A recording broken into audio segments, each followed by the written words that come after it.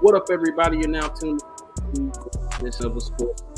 I'm your host, back to do another live stream. Appreciate everybody for tuning in. Shout out to all my audio listeners. I got my co-host once again with me, Mr. John Reid, back in the building. Hey, enjoying that new career, molding those young minds. You know, how you feeling today, sir? Feeling good, man. Feeling good. Feeling good. I don't have to get back on them airplanes and all that travel on the weekend and get back on Monday for more work. Yeah. I'm all good, man. Yeah, I forgot. Yeah, so you don't have that traveling schedule where the traveling, you know, it's one thing for you to have those deadlines and have a high demand for your work, but you also throw in the travel that you have to do and how taxing traveling can be on you as a sports writer. Yeah, that's part of, you add the travel with your regular work schedule. And it's a lot goes into that job that a lot of people don't realize what all goes in there. You try to get back on the early flight. You're trying to write stories like those next day stories they play on Sunday. You take your early flight out and you writing in the airplane between flights. It's a very demanding job, man. Yeah, man. So, man, we gonna get into it today. You know, we're gonna talk some Jaguars. We're gonna talk, some other NFL topics. We'll talk a little basketball. We're gonna talk a little golf as well, and we got a little baseball. Got a little story for some baseball. So we're gonna round the bend today. But of course, we're gonna start out with talking about the Hall of Fame. And congratulations once again to Tony Boselli and Jacksonville's own Mr. Leroy Butler. Two people, especially Mr. Leroy Butler. I know his family grew up on the same street my family grew up on. Even growing up, people are like, oh yeah, that's Leroy Butler. That's his parents. His parents staying down there. So my family has known this family for years. So congratulations to him, of course. And of course, to Tony Boselli, it's been a long process. He should have been in way before he did get in. I personally feel like them holding out T.O. held him up. Because if they had to put T.O. in when they were supposed to put T.O. in, Tony would have got in that year after they should have put T.O. in. Yeah, you're right about that. And, it's a good day for Jacksonville. To have a legend like Tony Boselli. And then you have another legend, like you said, born and raised in Jacksonville, came out of the Blodgett homes and, a young man that, was going through some, braces on his legs and overcome so much. And he's the first guy to go jump in those stands and do that Lambeau leap. Right. Tony. Oh, he go Neth. Yeah, go ahead. I was just saying, Tony, the one thing, though, Brandon, I say about all the Hall of Fame, looking at it from a distance, I think it finally puts the Jaguars at a position that you be recognized as having, it's one thing not to win a Super Bowl yet, but I think it means a lot for the franchise to have a Hall of Famer in Canton coming from your franchise that came in existence in 1995. And it seems like it's like a springboard for more Jaguars to get into the Hall, like a Fred Taylor. And I think it was a shining moment. Some people say, well, I had somebody ask me that, where do you rate this as far as the milestone for the franchise? I think it's right behind. It's in the top three. Obviously, getting the franchise, I don't think you can ever top that. The day that Jacksonville was awarded a franchise, but it's got to be 2 or 3 as far as one of the biggest moments in the franchise, man. To finally say your franchise have a Hall of Famer. And, the guy's deserving, man. I don't want to preach, but the one thing that I know about Tony Boselli is that I know that his foundation had a after school care program on the north side. And for a guy to invest what he invested in that program, I mean, he had the kids go. I don't know if it's still in existence, but I knew, mid 2000s, the kids had an opportunity. Some of these kids never went to a Jaguar game in their life. And the after school program where they had it, just, he ain't just put his name on it. He invested in that program, and he had all type of activities for those children. And that's and the one thing that stands out about Tony Boselli, he never craved the spotlight. He never talked about that program, or if you asked him about it, I'm sure he would expand on it. But he just, he didn't do it just to do it and say, hey, this is, I want to reach out to the north side. But that's how I value athletes, the guys that do things behind the scenes, and especially the guys that go on that north side or any part of town. But, the north side, especially to me, because that's where I grew up at.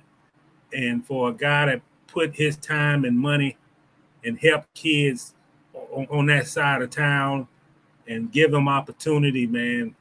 And that, in my book, that might be more what I think of him being a Hall of Famer than what he did on the football field. It just seemed, and that's a good thing to give back to your community. He's not original Jacksonville guy, wasn't raised or born here, but that's what I consider Hall of Famer, giving back.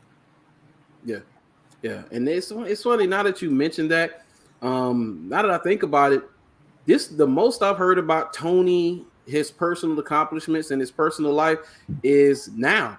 This process of him getting in the Hall of Fame. He never really talked about it. He never beat his chest. He never said, I'm this or I'm that. He's never done that. It's always been about the Jaguars or maybe some side ventures he had going on, but it's never really been about him. And I'm glad he had this time in the sun where it's about him. And even though this was about him, who did he make this about? He made this about the Jaguars. He's saying how great it was for the Jaguars. It's his moment, but he made sure that he made it about the Jaguars as well and let the Jaguars share that spotlight with him. It says a lot about Tony. I always say he's Mr. Jaguar because to be honest, I don't think I've never heard a negative comment from Tony Boselli about this franchise, even when it may have needed a negative comment about how things was being run. But that's Mr. Jaguar, man. He sees the bright side to everything. And I can remember they call him the sunshine pumper. I think one time he said that, hey, what's your prediction for the season? I think this was last year. Oh, they're going 17-0. So, yeah. Yeah. That's how Mr. Jaguar saw it. Yeah, that is how he saw it. Let's see, bro. Why Leroy had that carpet on his head? Horrible. Yo, hey, man, some people can't let it go, Ness. Hey, some people can't let it go, man. It just is what it is, man. Can't let it go.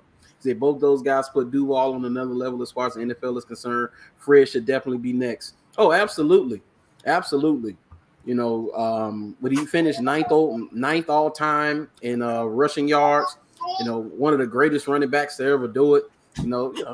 Fred was that guy. Fred is going to be deserving. We got the Patriot fan in the house, George Webb. I ain't forgot about you, George. I'm gonna hit you up. But he always talking about Jags and trash. Wait a minute. We you better bragging about the Jaguars, and Mr. George come on with this later. The Jags are trash, man. We talking about their only Hall of Famer in franchise history. Who is this team? He a Patriots fan. He better be worried about Mac Jones throwing downfield because you ain't getting nowhere if Mac can't throw the ball down the field. I'm just telling you right now. He better be worried about them Dolphins and those Bills because they might finish in third place in their division and may not make it as a wild card team. So he got worried about that. You better be worried about that and put that on your plate for this upcoming season. Because I think the Dolphins might be pretty explosive. Yeah, and look, true fashion, we don't see them. Oh, but you gonna see them. You gonna see them. Okay. Especially when you go to Miami. They can't win in Miami no way. So I don't know why you talking trash. When the last time they won the game in Miami? I don't remember. Yeah. Well, Yeah. I'm gonna have my dial turned to those two games, and I'm gonna see how the Patriots defend them two receivers that them Dolphins got. Yeah. Better get pressure on the quarterback, or it could be an ugly game. Yeah, for sure. So, man, but congratulations once again to Tony Baselli and Mr. Leroy Butler. Two upstanding men for the city. You know, couldn't have happened to two better people. You know, wish them all the best. And he say, "Oh, come on, man." He told me again, why Leroy had that damn rug on his head? Awful. Hey, man, you know what? I didn't pay attention to it at first until I saw it, and I was like, something looked weird around the top of that head. He said, "Oh, we going to the playoffs." But yeah, it is what it is. So, man, but let's break down. What you mean, man? The man put a rug in his head. Oh yeah, it's like almost like toupee-ish. They say it was almost like toupee-ish what he had on his head. So I don't know. I don't want to speculate on that. I don't know what that was, but hey, it is what it is. But man, well, no matter what, he's a Hall of Famer, man. He's the Hall of with the yellow jacket. He might have touched it up a little, make it thicker. Yeah, hey. The top. Yeah, what he looked like he had some of that what's that stuff, vegan, that black stuff they put on the filling your lineup and all of that. Yeah, the sprinkle. Mm-hmm. Yeah, maybe I might need to get some of that. Hey man. I already told you, this start falling out. I'm cutting it off. I ain't doing none of that. I'm just go ahead, cut it off. Hey man, all I gotta say to the audience out there, you'll never see me be bald on Wednesday and have an afro big as what Michael Jackson used to have by Friday. Right. hey, you not gonna pull a Jimmy Butler? He put them dread extensions in his head. I was like, come on, man. When did dude start doing this? Hey, he George told me, okay, I was like, who did his head? I thought I was the only one that seen that. Yeah, I'm looking at pictures of it now. And it's a little rough. Well, you know, man, you can't slip one past the fellas when it comes to that, man. No, you can't. You can't. Hey, and you know one of the reasons why you can't slip that past them, you know, too. And I know I found this out. I was coaching at Terry Parker, and my hair will usually be like this, you know, because we out there in the sun. It rains sometimes, so I didn't really style it or do anything to it, put anything. I just left it dry. So we did a game, and I decided, I was like, you know what? I put some moisturizer in it, and my hair is real curly. So I came now, it's all curled up, and they talking about, oh, what your mama did your hair? What you got a perm, boy? Hey, all of them hating because all of them was either bald or balding. I'm like, why y'all hating because I got hair? They was trying to shout me down. Nah, that's process. That ain't your hair. That ain't this. So yeah, black dudes real quick to point that out about your hair. Yeah, they know about that hair, man. He talking about his entire speech. The rug was screaming. Y'all terrible, man. Y'all terrible in the comments, man. But man, we're gonna get into this Hall of Fame game.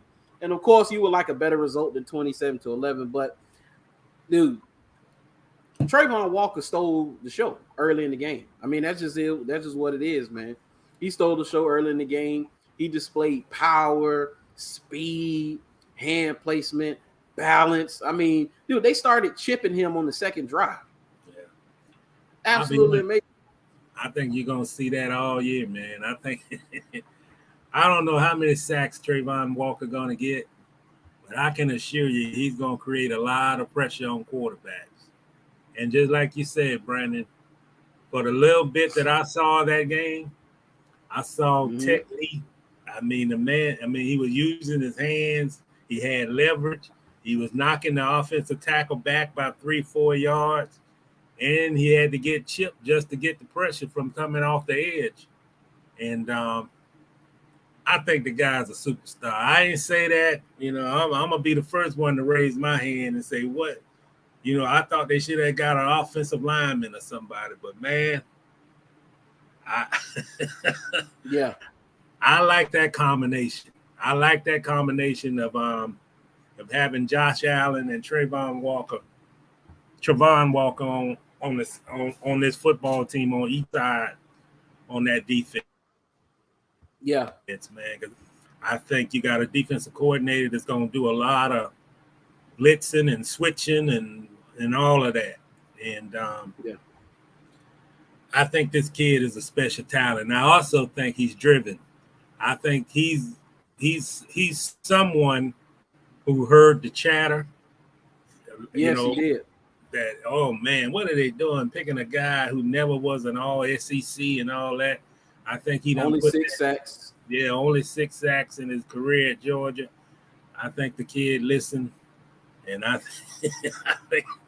think that's a motivation. And I like the pick, man. I mean, it ain't even about the pick. It's about this kid is going to be a stud, man. And I ain't talking about just for next season. I think this is probably the best medicine that a Josh Allen could ever get. And I think that, when you got guys like these, they got the physical strength. They got the strength to knock back a tackle, a left tackle, right tackle. It doesn't matter. And this is what you call bookends, man. This is what you call, this is when you look back on some of those old defenses, the Doomsday and the Purple People Eaters. And I mean, this is how you build a defense and put that tag on them with a name.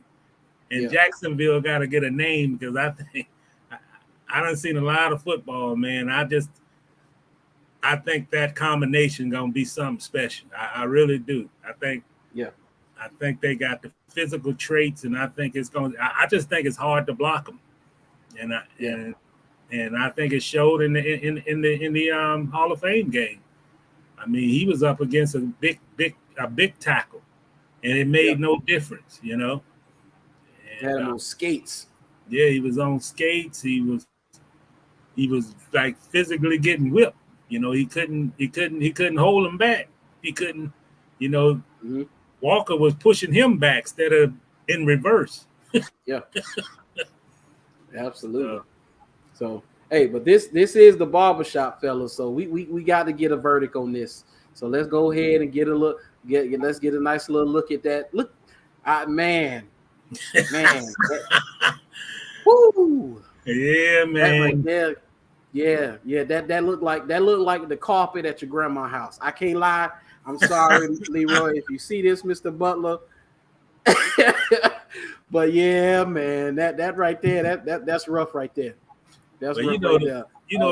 The deal is, if you saw him 10 days ago, if there's a picture out there 10 days ago, the dude looked different. Dude, he just posted a photo with his daughters, and he don't have that on now. So he did it just for that. That's why it's the Hall of Fame, man.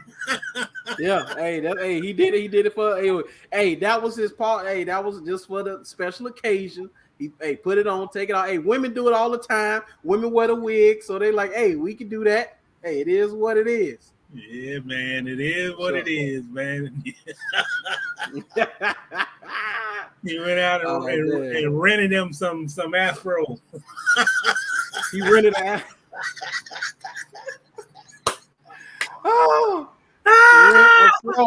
He went and got some Enterprise. He got some Enterprise hair.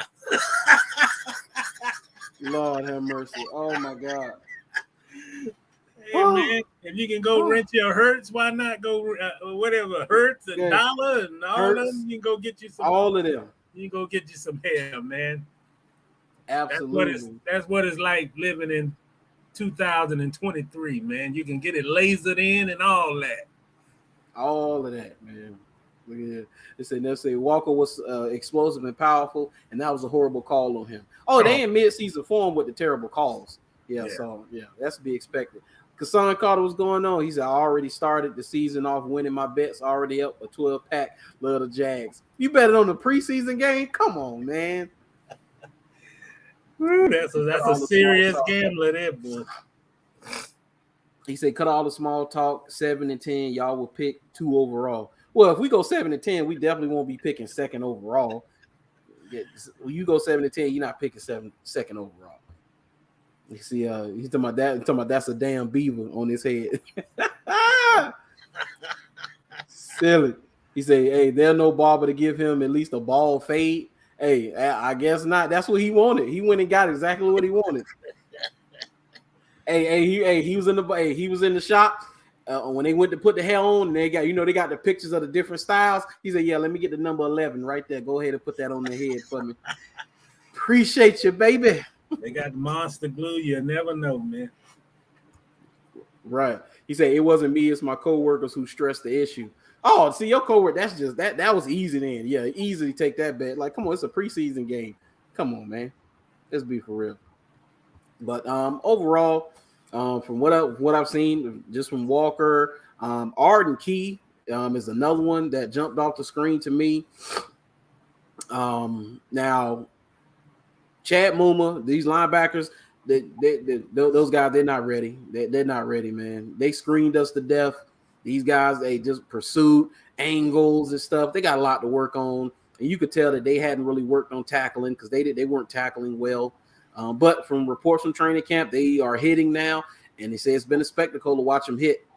Yeah, so I want to see the starting offense because Jake Luton is Jake Luton. I mean, he's not going to get any better than he is right now. You said that he was like he don't play like he's 6'6", and I said I forget that he's 6'6". You said he's 6'6", and I was like, oh, he is that tall, but he definitely don't play like he's 6'6". Yeah, he's he better hope that he can just be a third string quarterback and finish his career out there because he can never gonna. But I don't like to never say never, but it'll be a long time before Jake Luton will be a starter on any franchise in this league. But You're right about the defense, man. I always watch the linebackers, no matter what game it is. Yeah, and you gotta have a guy like Shaq Quarterman. He's got to play better, man. You got to be in pursuit, and you can't let a running back beat you on the angle. You got an angle on him, and you let him break the cone on you. That's probably why they've been hitting this week because you can't allow play. I don't care if it is preseason, man. You can't allow plays like that happening. So, and Chad Muma, I think right now, I believe he's learning about this league, man, that this league is no joke. Quicker, faster, anything from what he saw when he was at Wyoming. He's getting all that and more from the preseason. He's going to see more of it against Cleveland. And it's just the pace of the game. I mean, it's just they get through the holes quicker. The running backs get through the holes quicker. The linemen bigger. They're stronger and faster that they can seal you off. And he's got to get more physical. I saw him get sealed off too many times and, he missed a couple of tackles when they coming right at him. But when they got that big lineman coming at you and you supposed to fill that hole, you got to shed that block to get that tackle. And those are the things that's what you have to, and it's an adjustment period. They don't hit as much as they used to and that kind of thing. They've been hitting this week, which is a good thing, and I think is a good sign from Doug Peterson that, we're not going to I hear so many times during this time of the year how preseason get, undervalued, but it shouldn't get undervalued. If nothing else, it tells you what kind of depth that you have and what are your weaknesses are. And you can't have a defense. You can't have linebackers who are going to get in that game, whether they play on special teams or not, and can't make tackles from an angle. You got to make tackles, man. We don't want no more Taven Bryans in Jacksonville where they're not instinctive to make plays. I thought I'd never say his name, but he is coming back to Jacksonville on Friday. So I throw that out there. But and that's what they worked on. I've heard that those practices this week since Sunday has been all physical. And Especially yesterday, man, I don't think Travis Etienne has gotten hit like this since I don't even think he got hit at practice at Clemson. But he took some shots, and it's a good thing. It's not a negative thing or anything like that. It's a good thing for him to get tackled, feel the hit, get up, and move on to the next play. To me, it tells me that he's fully back, Yeah. And he broke some long ones now. I know that Cisco got a great one. He got a good hit on him. But, you're talking about a good hit 25 yards down the field after he done went through the first and the second level of the defense. So if he can, I don't care if he get hit 30 yards down the field. If he done got through those two levels of the defense, he's doing his job, man. Yeah, absolutely. And one of the things you had brought up when we were talking yesterday, not only the technical parts of the game, especially on defense, but one of the things they probably stress this week coming up is relentless pursuit. Because even if the play doesn't go the way that it's supposed to go, or you miss an assignment or whatever, relentless pursuit. You get knocked on the ground, you get blocked. Don't just stand there. Don't just be defeated. Constantly pursue. And you did. When you brought that up, you said that too much standing around. The play is passed you by, and now you just standing there. Go pursue down the field, even the linemen. But definitely the defensive linemen got to do that, man. I was not impressed with Devon Hamilton. I wasn't impressed with Jay Tufole. I mean, those guys, it's good to be physical on first contact when this ball is snapped and you going in and you're gonna get that physical collision. But man, you don't stop until you hear the whistle. and they you standing straight up and the play going from side to side. So man, you gotta make yourself available to make plays. And you got to fully execute until the whistle is blown. And I didn't like some of the things where I saw Devon Hamilton get completely sealed off a play, man. It's just like, I say this: the Raiders are a physical football team. They got a physical offensive line, and they're gonna make a way to run the football, and that's what they did in that preseason game.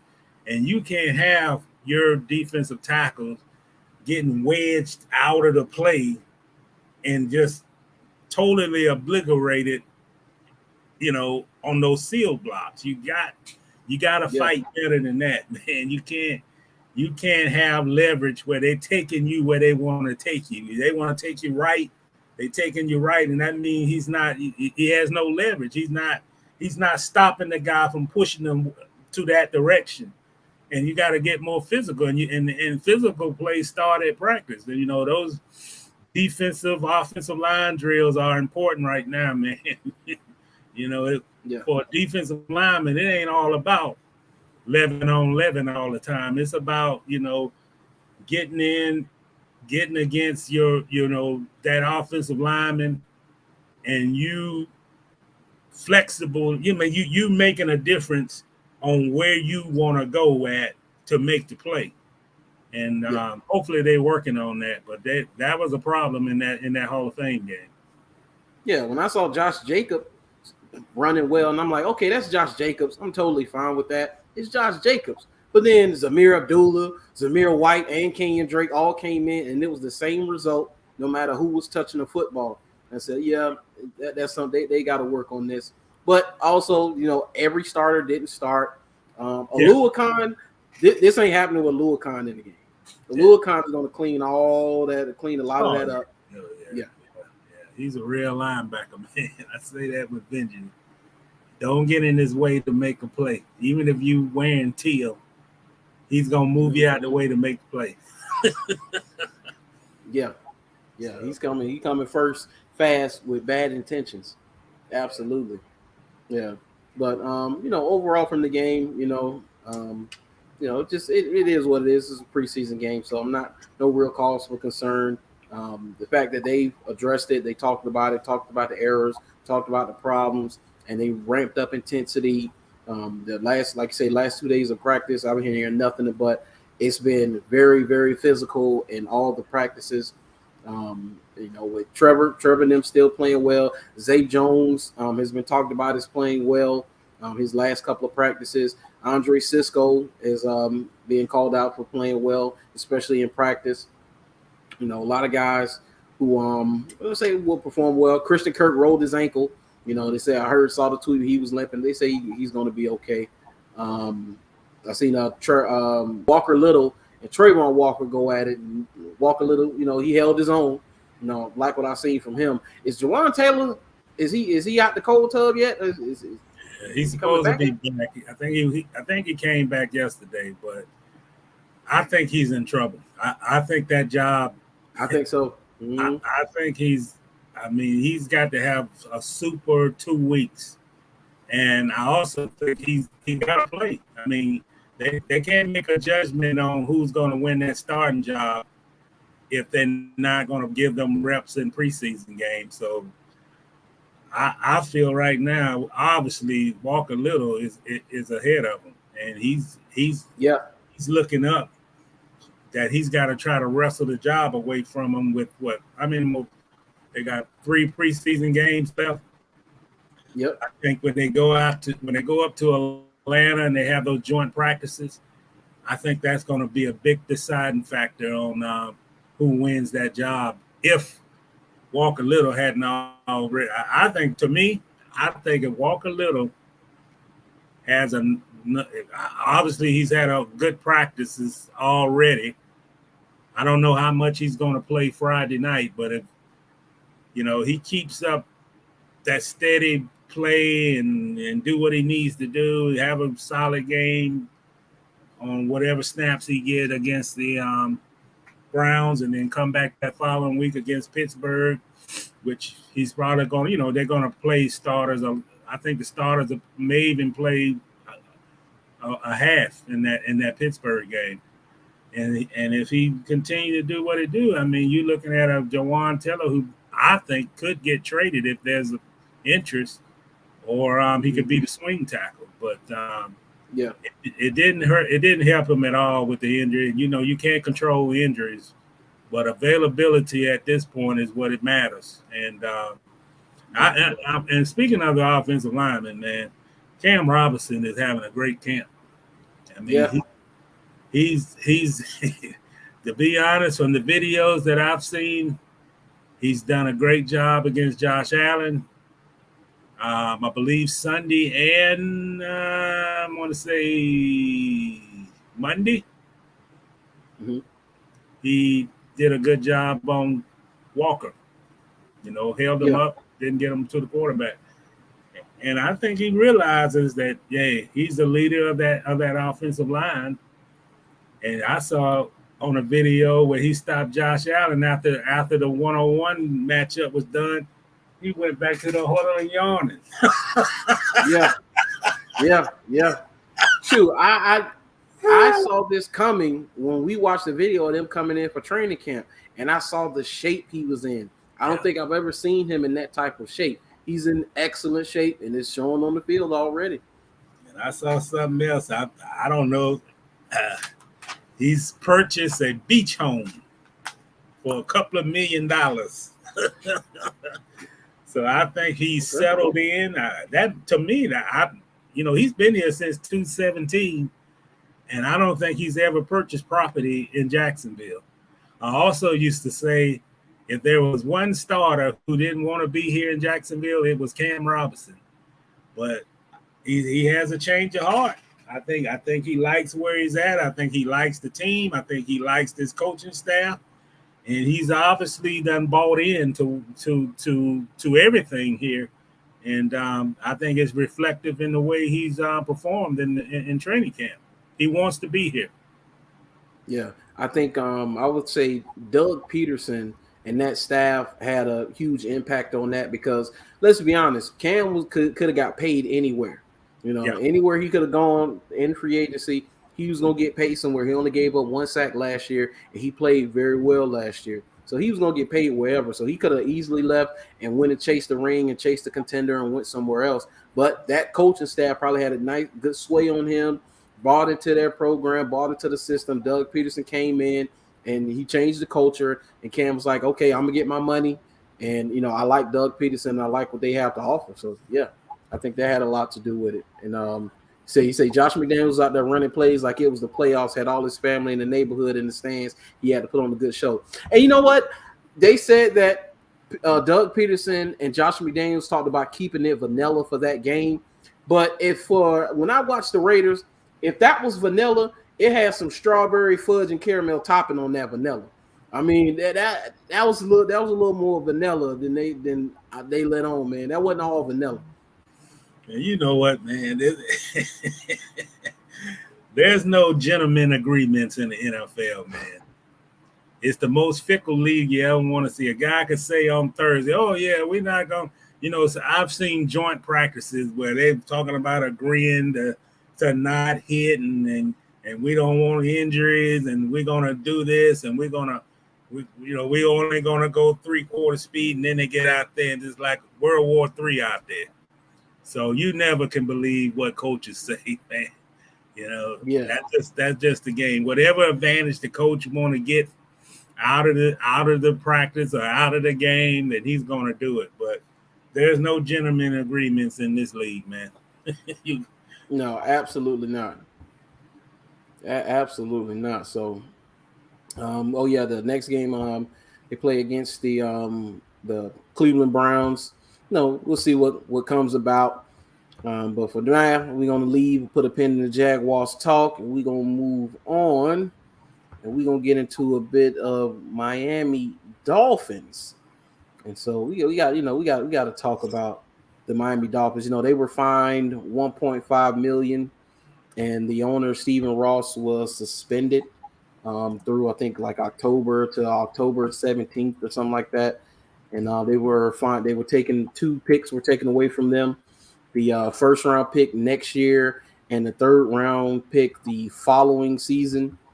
And I'm gonna be honest with you, Mr. Reid. That wasn't enough. It wasn't enough. That was a slap in the face to just as far as tampering is concerned and trying to deter teams from tampering, because the punishment is supposed to make other teams go, hey, yeah, this is probably not the best thing to do because we're going to lose too much. And from what I saw, so you got a chance to bring Tom Brady into the fold, and you got a chance to talk to him and bring Sean Payton in. So I have opportunity to do that, and then I get found out. Only thing I'm giving up is $1.5 million and 2 draft picks, 1 first-round pick, which I have 2 next year, so I'm only losing 1. So it's not really hurting me. So this right here, it was not a good enough punishment in my eyes. Yeah, I agree with you, but it also brings to light that if they did this, what else did they do? Yeah. I mean, the owner suspended, tampering, negotiating a deal with a quarterback that basically was still under contract with another team. And this is the problem I got in the NFL, man. The NFL, I really feel that they try to undervalue things that should be put out there bigger than. I mean, this is a major deal what the Dolphins did, and this is like it's got buried. Talking about the franchise that's been accused of losing games on purpose, discriminating. So why would you not think that they're not capable of doing that when they've been guilty of this here? Negotiating with a coach, negotiating with a quarterback, a star quarterback, a Super Bowl quarterback. And who signed off on this? The owner of the team. Right. And I don't think he's trustworthy, to be honest, And I feel that if the league really wanted to dig a little deeper and really, really investigate the charges that Brian Flores made, I don't think they'll have a problem finding it. That's just my opinion, but I don't think I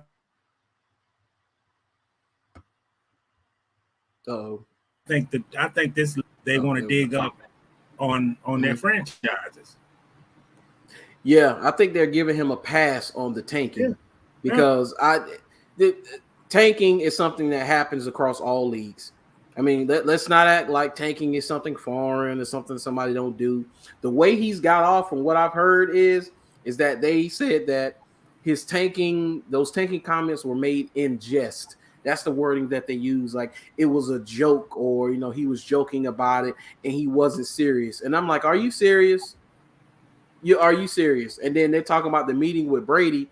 The meeting was supposedly surrounding his post-playing career, being an executive with the Dolphins, and possibly being a part of ownership. And I'm like, yeah, that was after y'all talked about him playing football. Because you bringing Brady into the fold, you want Brady to throw the football. You don't want him in the office talking about football or being part of football operations first and foremost. It's about playing football. So I was like, they're letting Stephen Ross off the hook. And you want to talk about holding owners to a higher standard? This is what the players in the NFLPA are talking about. You're not holding him to a higher standard right here. You're bailing him out because this should be much worse than this. Oh, yeah. And they did it twice. Let's not forget, they did it twice. They did it in 2020 when they had Brady on the yacht and Brian Flores refused to meet with him when he saw Brady on the yacht. And then they did it again just this past offseason. They were talking to Don Yee, which is Brady and Sean Payton share that agent, and they were talking to Brady. He was under contract with the Patriots the first time, and he's under contract with the Tampa Bay Buccaneers. You did it twice, and this is the punishment you give out? Yeah. Yeah, just a little slap on the wrist. That's it. If this was a player doing things like this, the fine would have been 3 times as that number, 1.5 million. And the player probably would have been suspended for the whole season. And those are the things the league has to improve on. I mean, it's like if you are a football fan and you know that come on, man. Logic is logic. If the Dolphins is willing to tamper, willing to negotiate, talking to coaches, don't care about what they got to give up to get them, they're liable to do anything. And we know it. And why would you not extend the investigation? Hey, we're not counting days. If the investigation got to go into the season, then let it do it. As long as you cleaning up what needs to be cleaned up and setting the example for the league that this type of behavior is not going to be tolerated by the owner or the franchise, then that's what you do. But this league is too conscious about image and distractions. Even if it is a distraction, it's because of the lawlessness that's going on in the league, that you got to take time to address the bad apples of the league. And just giving hand slap punishment, then you come back, who knows? We might find more stuff on the Dolphins. And what the league going to say, what this commissioner going to say. Oh, well, we investigated, we punished them, but you didn't punish them enough. You didn't go the extra yard to find out what else violations has been broken. And I say the same thing about the Washington Commanders. It's the same situation. When is enough is enough. If you're not going to be willing to go all out, you can't even tell the public who buy the tickets. You establish your own investigation in Washington, and who establishes an investigation and don't release the findings? I mean, come on, man. Who does that? You establish an investigation and you won't release the results, then you shouldn't have had an investigation then. Yeah, absolutely. I want to highlight Brian Flores' statements on this. Brian Flores, he's a well-spoken man. He said in a statement, he said he was thankful the NFL investigator found my factual allegations against Stephen Ross are true. He said, at the same time, I am disappointed to learn that the investigator minimized Mr. Ross's offer and pressures to tank games. Mr. Ross will avoid any meaningful consequence. There is nothing more important when it comes to the game of football itself than the integrity of the game. Yeah. That's damning right there for me. When I heard Brian Flores, when I saw that, I say Brian Flores gets it. He said, "This is nothing. This is nothing. This is a slap on the wrist, and it's disrespectful to the integrity of the game." But the NFL, you know why the NFL doesn't care? It's because that Hall of Fame game, I think what it was, 7 million people watched that Hall of Fame game or something like that. That's why they don't care. A meaningless game, 7 million people watched it. That's why they don't care, and they're not going to do anything. Yeah, but they got to come up with something better than this, than hand slaps to these ruthless owners who violate rules and break laws and have no consequences, man. You know, you can't have a league where the rich and the powerful don't get punished for nothing. Yeah. And then the players, we all see them as being wealthy, but they don't have the wealth like the owners. But their punishments are, boy, if they do something that's against the rules, they got suspensions, fines, everything. Like they get the book thrown at them, and they got to change that. I really feel, and I feel that the commissioner is failing this league. I know the $1 billion is being created by him, but when you're talking about integrity, you're talking about ownership, respecting the shield and doing the things to not tarnish the league, and he's not doing his job when it comes to that. He's not the enforcer of when the owners break rules. As a commissioner, he's just not. It's almost like he's saying, well, you didn't do a big, you didn't break it that, you didn't break the law that big, so we okay with it. Right. Right. Yeah. That's just what it is, but this is a slap in the face, and this just gives more ammo to the NFLPA in their case to the fight against. Because, look what the owners did. They didn't like what Judge Robinson handed down for Deshaun Watson, so they're going after him. They want to go harder, But what about this? Like you said, all they got to do is do a little digging into this situation right here, and you'll find all kind of stuff. But the NFL knows that. They know it. They know it, and they know it with Washington. And they don't want investigations extending into the start of the season. They don't want that, especially with Washington. I mean, they done everything in the book to play that down, not release this, don't say this, it's over, we've done our investigation. And all of that means is we don't want no distractions going into our season. We want those 7 million people who watch a meaningless football game to only concentrate on watching this game, which is a beautiful game, and just watching the season as it transpires on. And that's what this commission is all about. That's all that matters. Once they kick off that regular season in September, that's the only thing that they want to talk about. This league don't want, if you have the Super Bowl and you cannot announce your coaching or any major decisions pertaining to your franchise, you can get fined by this league for disclosing information about your team during the Super Bowl week. And it's that serious. They don't want anything overshadowing their games. And that's what it is. And that's been mandated from the owners to the commissioner. Yep, absolutely. Because that's what Stephen Ross said in his statement. Even though Brian Flores, he don't like his comments, they were malicious and defamatory, but we're moving on. We're focused on the season. And, he don't want to be a distraction and all of that. But I've heard that. It is what it is. Yeah. I've heard it all the time. We moved on. We got our fine. We moved on. We don't go back in the past. I've heard that many times. Mm-hmm.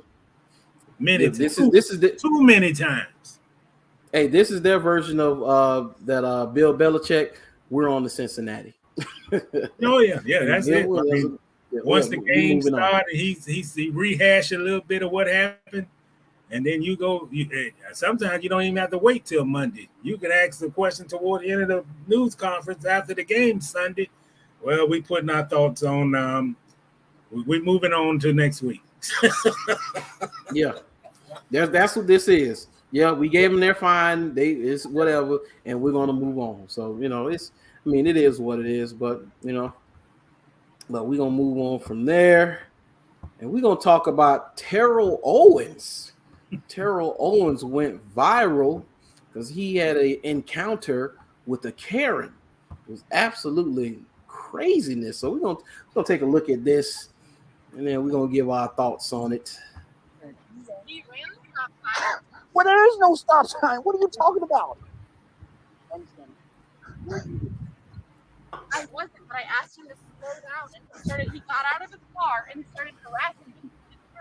Right, because you're gonna yell at me and telling me I'm almost hit you, and I didn't. You didn't have to get out of your fucking car. You didn't have to talk to me that way either, Karen. You're a black man approaching a white woman. First of all, you had your boy right here, your husband right here. So first of all, I don't do that type of stuff. You did. You put your car in park and you came at me. First of all, I didn't come at you. Yes, you did. You can stop all of that, Karen. Okay, listen. Get out of here with all of that. If you guys want me here, I can solve this. He literally came after me. Here she crying. There's Karen. Look at this. This is unbelievable. Swear to God, I've never been a part of nothing like this. I've seen it. I've seen it. I've seen it. Yes, I've seen it, but this is firsthand. Oh boy, else she's crying. Oh my God, this is real. This is real. This is real. Here you go. Here you go, sir. This is real. This is real. This is real. This is real. I've never seen it. I've seen it, but I've never been a part of this. This is real life. And now she's crying. Her husband tried to tell her to go in the house, but now she wanted to do the whole Karen thing. So I'm gonna be here with my camera to show everything. First of all, you need to stop that. You were speeding through the neighborhood. He was not. I was in the garage. You're lying now because I was sitting in the garage. She said I was speed. First of all, I know what you're saying. No, I get you. No, this is real. This is real life in 2022. This is real life Karen stuff. Hey, just like he said, that's real life Karen stuff in 2022. And the statement that stuck out when I saw that video was, "You're a black man approaching a white woman." When I heard that, all I heard was, "What you doing, boy? Why you off the plantation, boy? What you doing in these backwoods, boy? You know you're not supposed to be over here, boy." All of that southern talk from the old movies and slavery movies. That's what that sounded like to me. I'm like, and then what she did, she went into the crocodile tears, trying to evoke emotion out of people, and it's ridiculous. But I will say, especially to the young black men out there, and you come across situations like this, you have to be very careful because T.O. said it. He could have got a bad cop that day. He could have got a police officer that was having a bad day or was prejudiced, racist or whatever, and just didn't like him or whatever, and anything could have happened to him in that situation, You know what, Brandon? I mean, sometimes things happen in life for a reason. Because I think if this situation was before George Floyd and all what happened with that situation, and this could have escalated easily. I mean, the police cop just would have been on assumption to see this white lady crying, automatically accuse him of whatever, walking toward her or whatever, and they would have took him down, and obviously T.O. would have, who knows, he would have fought back, or I don't know, but basically he would have been accosted for no reason. And it's the kind of stuff that happens in this country where things escalate because cops don't take the patience to see the whole story, and they just see firsthand picture of what they think might have happened and listening to her tears. And it's black men that lost their life over things just like this here. Just like this. Yeah. That's just what it looked like without getting the facts of what happened. believing lies and untruths, and it's tough for us, man. I hate seeing things like this, but this is reality of what we have to go through. When I see the cop light flashing, and this man is innocent. He ain't do anything. You got an overreacted white lady who's accusing him of nothing, and almost literally, my advice would make sure you have your cell phone with you at all times. I mean, we almost live in the world where we have to have a cell phone with a camera so we can justify what the truth is, because we can't just do it by saying what the truth is, what verbally. We got to have verbal, and we got to have proof with a camera that I'm telling the truth. And that's the world we live in. And this is a perfect example of a man being accused. And this stuff, to me, it feels like, you can go back to Emmett Till, and you can go back to so many times in our history when black men was lynched because they was accused of untruths, and cops didn't hear our side. They didn't hear our side. And it's just, tell them to calm down. And he told T.O. to calm down, not her. Calm down. I mean, it's just, that's what we face in this country. Bottom line. Right in that video. Yeah. And my guy, I seen one of my content creators I watched, he was breaking this down. He was talking about it. And he said, people don't realize just 60, 70 years ago, this same situation happened. He would have been tied to the back of a pickup truck. He would have been in jail. He would have been in jail, and it would have been his word against hers, and his word wouldn't have mattered. And I'm a guy that goes with facts and documents. You go back to court documents in the 60s, black men died off of those accusations, just like that. In the 60s, I'm not talking about Emmett Till in the 50s. I'm talking about in the 60s and maybe even the early 70s. Yeah. And this is and another thing, Brandon. Let's don't downplay that this guy is a Hall of Famer football player. People recognize him around the world. Now, that's T.O. being treated this way. Just imagine if you are unknown and nobody knows who you are. It's almost like you going in the elevator and the white young lady just go to the corner and she's scared to death, and we're looking at the elevator to see how quickly it can get to the floor so she can get off. I mean, this is the country we live in, man, and this is what we go through. And then, I mean, it's just sad that we live in a world still like this. Because this, to me, just like the 60s, Yeah, and that's what when I retweeted this, I said, just imagine what happens to the regular, everyday black man in this situation. Yeah, straight up, because she knew who he was. Oh yeah, no question. Yeah, but then she knew who he was. Mm-hmm. But and then she's, what did he do? Nothing. I was scared because he stopped his car. Yeah, talking about he was speeding and he ran the stop sign, and they say in that area it was no stop sign in that area. Yeah. So right there, she's proven to be a liar. Right there. Yeah, there. And her husband is there. Her child is there. Husband told her, "Hey, come on, let's go." Still not listening. It is what it is. But man, you gotta know, man, you gotta protect yourself at all times in situations just like this. Only difference is I probably would have done is no matter what she would have said, because he was going to go check his mail. I would have kept driving past. I would have went to go check my mail, listen to her yammer. Only time I would have turned on the camera is she would have approached me. Other than that, if she would have just been talking across the street, I'm like, oh, I ain't got to deal with this. Grab my mail, I'm getting in the car, and I'm driving off. But he decided to get out or whatever, talk, whatever, and then he started recording. Yeah. But in stuff like this, it's best not to engage. Don't engage because nothing is going to. And then just think about this: if this was a regular guy, this could have went differently anyway, just from the police.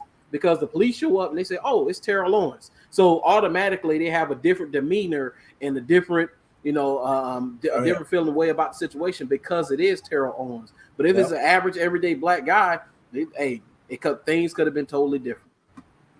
Well, just like it was, I say this: if it's an average everyday guy, and you just imagine you trying to explain your situation, and then the next thing you look up, a cop is grabbing you by the arm, twisting your other arm around and putting handcuffs on you for basically this stuff has happened. And your reaction is, "Sir, I haven't done anything." And the first thing they say is you resisted. And then it goes from there.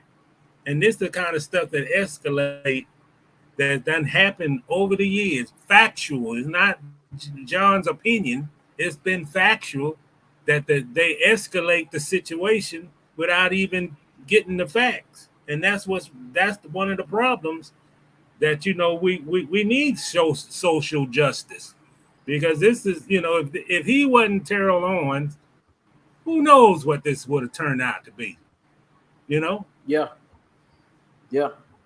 Who knows? So, man, but we're gonna leave that right there. Just, hey, man, fellas, be careful out there. Yeah, be careful, and also never leave your home without your cell phone, and make sure you got a camera on that phone.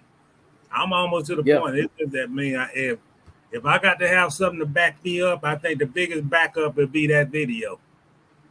And they can't stop you from shooting that video. But that's where we're almost at in this country right now. We got to have video proof to prove our word. Sad to think of it when we live in a country called America, where it's a democracy, and we got to be around here like you can't even walk your own neighborhood in the dark, and there's a different rule if you're a black man, and it's sad. Yeah, absolutely, man, absolutely. So we're gonna leave it right there, and we are going to talk about Deshaun Watson. Of course, he was handed down to 6-game suspension by Judge Robinson. In the NFL, of course, which most people knew, they were going to appeal the decision, and that's exactly what they have done. And so now we're waiting. I think Peter Harvey is who they appointed. But now I've seen where, say, NFL teams take issue with Deshaun Watson's rigged contract. So let's get into this article, see what they're talking about. They say, with Deshaun Watson 2022 season hanging in the balance as the NFL appeals his 6-game suspension, the 31 other teams in the league are reportedly unhappy with Cleveland Browns over the rigged contract that will see little financial fallout from league's disciplinary action. Watson signed a record-breaking 5-year, $230 million contract back in March. The deal gave him $8.9 million in signing bonuses. Fox Nation presents this World Series Alien Abductions with Abby Hornacek and Unsealed Alien Files. Wait a minute. Okay, that one of the ads came up. That's what that was. All right. It took forever for this ad to load. Okay, so let's go back. Hold on. Man, they gotta put ads on everything. Yeah, man.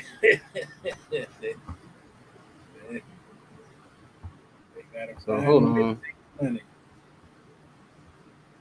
Okay, so let's go here. So Deshaun Watson, he gave him the $8.9 million signing bonus, but the base salary was just a little over $1 million for the 2022 season, seemingly in anticipation of a suspension. That figure will jump to $46 million the following season. So he said, without a successful appeal, Watson stands to lose just around $345,000 of salary, roughly $57,500 per game check. Browns head coach Kevin Stefanski says team is preparing for different scenarios of quarterback. However, the general consensus around the league is one of dismay, according to report. One influential NFL person told me on this trip that it doesn't sit well with the league or 31 other owners that the Brown rigs Watson's contract so that his suspension would cause him to lose only a fraction of his 2022 compensation. NBC Sports Peter King reported this week. Now, before I finish that, this is interesting because from what I saw about this, the Browns has issued their contracts out, especially their bigger contracts to their star players, this similar way. I mean, this isn't anything new from what I saw, and people who report on the Browns, they talked about it. It's like they didn't do this to help out Deshaun Watson. This is a way they've constructed the contracts in the past, regardless of who it was. So, I mean, do they not know this? I mean, I've seen the general public not knowing this, but other NFL teams, what are they talking about? You say so. Browns general manager Andrew Berry defended the optics of Watson's contract during his introductory press conference back in March, saying it was very similar to a lot of the larger player contracts we already have on the books. Right.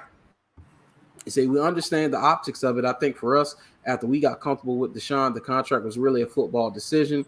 The things that were important to us from a club perspective were to have Deshaun under contract for another year, to have it structured in a manner that would allow us maximum flexibility to execute the rest of our offseason plan. I think probably the other mention is that structure is very similar to a lot of the larger players' contract we already have on the books. Last week, former federal judge and independent disciplinary officer Sue Robinson found that Watson had violated NFL's personal conduct policy, suspended 6 games with no fine, in part because of the league's previous rule and his reputation prior to 24 allegations of sexual assault.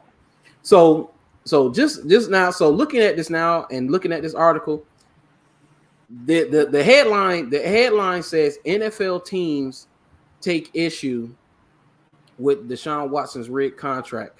I'm going to push back on that, and that's Fox Sports. I'm going to push back on the title of this article. No. What you mean to say is NFL fans push back on this because other NFL teams saw that contract and understood it. And they know they understood it. NFL teams that wasn't calling the office and say, hey, look what they did for Deshaun, and he's despicable. And why did they do that? That's not what NFL teams did. So this is a misleading headline, once again, spreading misinformation, which is all over the internet. But all this does is try to evoke emotion out of people, especially the ones who disagree with him only getting 6 games. Yeah. And, that's part of the media, particularly with Fox on certain things. I think they do a good job of sports, but there's a lot of times that, it speaks of misconceptions to draw you into the story just to get the click, just to get you into the story. Yeah. And particularly when it's somebody of interest, like a Deshaun Watson, who's definitely been in the news and going to stay in the news because of the situation. But I don't know. Shame on Fox. Yeah. It's when I saw that, I said, man, there's no way that you believe this. NFL teams don't have an issue with it. It's just something that they did to allow flexibility. I mean, It is what it is. Myles Garrett got the same contract, if I'm not mistaken. Nick Chubb has the same type. His is structured the same way. Yeah. Is it Denzel? Is it Denzel Ward? I think his is structured the same way. Yeah, his structured the same way. So I think it's much ado about nothing at the end of the day. But staying on that story, talk about Mr. Jerry Jones. And this is amazing. This is absolutely amazing to me. The Robert Kraft quote that we posted last week, of course, that was a fake quote. He didn't actually say that, which I did say. I don't know if he actually said this, but people ran with it, but it was a fake quote. But this isn't fake. And Jerry Jones is opening his mouth once again. I don't know how he can talk with the foot being in his mouth. I don't know how he can even get words out, and his foot is in his mouth right now. But hey, it is what it is. So let's talk about this Jerry Jones. So Jerry Jones, unsurprised owner misconduct included in argument on behalf of Deshaun Watson. In his argument for Deshaun Watson, the NFL Players Association specifically pointed to owners who weren't punished at all or weren't punished significantly for actual or potential violations of the personal conduct policy. The NFLPA focused on Daniel Snyder, Robert Kraft, and Jerry Jones. On Sunday, Jones spoke to Clarence Hill of the Fort Worth Star-Telegram about his inclusion in the NFLPA's brief. Jones made clear that he can't talk about any club, Watson, or refer to anybody's punishment, but called comparing owners' punishment to that of players as shooting volleys. He said, it's a standard players association comeback, Jones told Hill. That is the drill. That is the drill to go around to say you didn't punish such and such. Anybody would know that every player case and every case that involves non-players in the NFL are dealing with dramatically different principal facts, which is all the difference in the world. The personal conduct policy says ownership and club or league management have traditionally been held to a higher standard and will be subject to a more significant discipline when violations of the personal conduct policy occur. The league, though, did not investigate the 2015 voyeurism scandal involving former Cowboys vice president of communications, Rich Dalrymple, which led to $2.4 million settlement with 4 former Dallas Cowboy cheerleaders.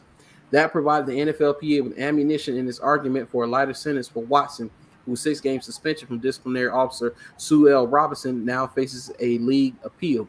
Jones said the argument was not unexpected.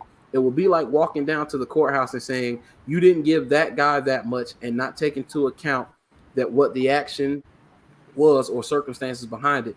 Johnson told Hill, that's called shooting volleys. That's shooting stuff over your back. That's why I look, that's the way I look at it when I see something like that. Boy, look at here. Man, oh man.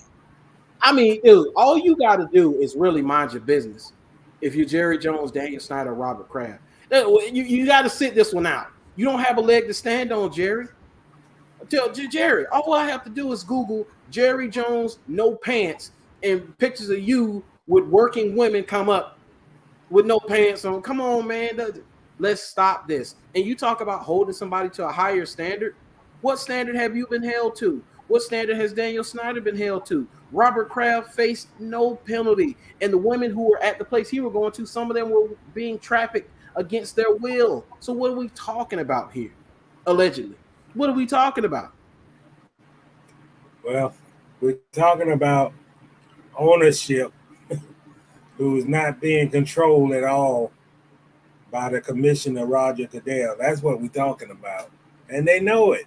They know it. Their owners know that they're not held to any standard that's going to receive punishment. And yeah, he's talking about the personal contact, personal conduct rules and all that. But there's also you can implement a change to that to also reflect the owner's conduct. More can be done. And another thing, I think the Players Association has to do a better job of identifying these type of issues also, because it seems to me all of the personal conduct rules is pertain to the players, and there's no personal conduct rules, anything that these owners have to follow. And they're all part of the same entity. And I think that goes to the commissioner, it goes to the NFL Players Association. I think you got a whole, if you're going to play in this league, and I mean play, I mean your owner, I call owners players too, because they own the team, they're part of the game, and they got to be held to a standard to protect that shield also. And I've said earlier a couple of times on your show that the previous NFL commissioners was not scared of the owners. I think Roger Goodell is scared of the owners. I think he's scared that they go to one of these owner meetings backed by Jerry Jones, backed by Snyder and some other heavyweights, and he's fearful that they would vote him out of his job. And I think if you're the commissioner and you are the standard bearer to protect that shield, then you got to see yourself above the fray and protect that shield, and not just protect the interests of the owners. Because I tell you, Brandon, I think out of no era that I can remember that owners have more power than they do now. If you go back and and go back with the Oakland and Al Davis situation and how much the league resisted him and lawsuit against this, and he filed a lawsuit against the league. There is no fear from a guy like Rozelle to fight owners. And it just seems to me that Roger Goodell is just like a puppet or a lapdog for these owners. And they know it. They know they got the power. Yeah. And the only thing that matters for Roger Goodell to keep his job is making sure that this league continue to be multi-billion and bringing in revenue. And that's what it's become. Everything is a major event. Everything is orchestrated. And we don't know what sometimes you can have a whole lot of short-term success and you don't never know what the impact going to be long-term. And I think right now the league is more of a show than it is as far as what it's meant to be, which is good play, good team, fans following the teams because they love the teams and the players. And I think it's become so much of a big business that it's hurting it in the long term. It's hurting the league, but you don't see that short term because of just how big this league is and how popular it is. But over time, popularity can always change. And these owners are ruthless.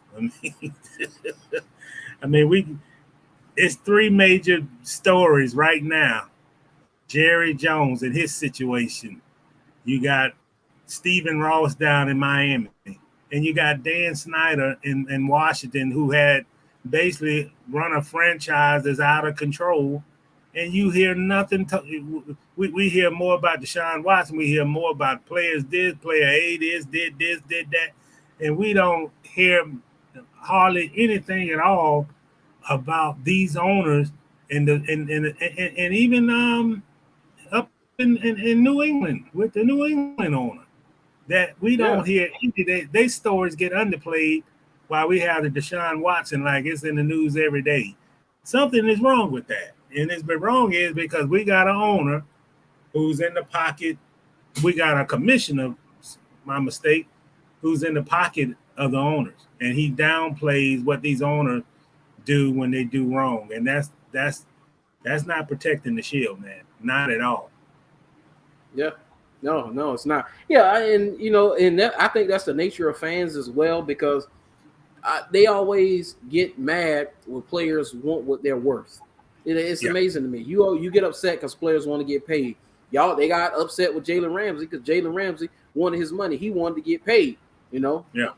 And then these players, but you want to side with the $1 billion owner over a player who's just trying to get what's owed to him. I never could understand that dynamic, but it is what it is. But you're absolutely right. These guys are not held to that high standard that they say they are. They're not. Absolutely not. And they should be. They used to be. And Rozelle kept his job because they knew we can't bring somebody else in here just because of our own self. It's too much. The problem is we got too much self-interest. We got too many people own teams, and the only reason why they own teams is because of the power that it brings. That's the biggest problem with Jerry Jones. All Jerry Jones is about, he want to win Super Bowls, but it's the power. He has to have power. He wouldn't be Jerry Jones if he doesn't have power. That's why he's one of the only owners after practices in training camp. He speaks to the media because he wants the power. He wants the attention, and he takes the attention away from the GM. Well, we don't even talk, but they don't even have a GM. It's his son is the GM. And takes it away from the coaches. And it's all, that's why him and Jimmy Johnson couldn't click, because they both was powerful. And that's the way he is. And this guy has no fear of this commissioner. I don't care what rules Roger Goodell makes and how much money he makes or whatever. he has no control over an owner like Jerry Jones. Jerry Jones I wouldn't say he doesn't respect him, but Jerry don't fear Roger Goodell. He's still going to be Jerry, and he's still going to do what he's going to do. And I think he's the ringleader of these owners. And I guarantee you he's in the ear of these owners and say, you ain't got nothing. He ain't going to do nothing. He's just a puppet master. Yeah. I said that Daniel Snyder has to have Robert Kraft and Jerry Jones in his back pocket, but nothing have happened to him. Because that's just it. Because if Jerry Jones and Robert Kraft were sour on Daniel Snyder, they didn't like him and they wanted him out, you better believe the process would have already been started by now. You know, it just is what it is. But Jerry Jones, he's one of those guys where he's like P. Diddy, Sean Combs. Hey, well, Suge Knight talked about him, talking about, you want to come to death row?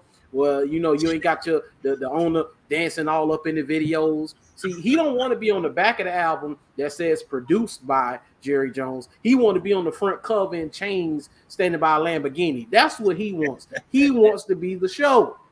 Yeah. That's why the Cowboys haven't won anything. That's exactly why. Yeah, he will never relinquish power. That the only time he relinquished power is through his own family tree. That's it. I guarantee if you go right now and look at every person that's executive vice president of the Dallas Cowboys, I guarantee you every one of them is related to Jerry Jones. Probably. He want to keep it all in house. Yeah, absolutely. But I mean, the NFL, and I'm glad you said what you said.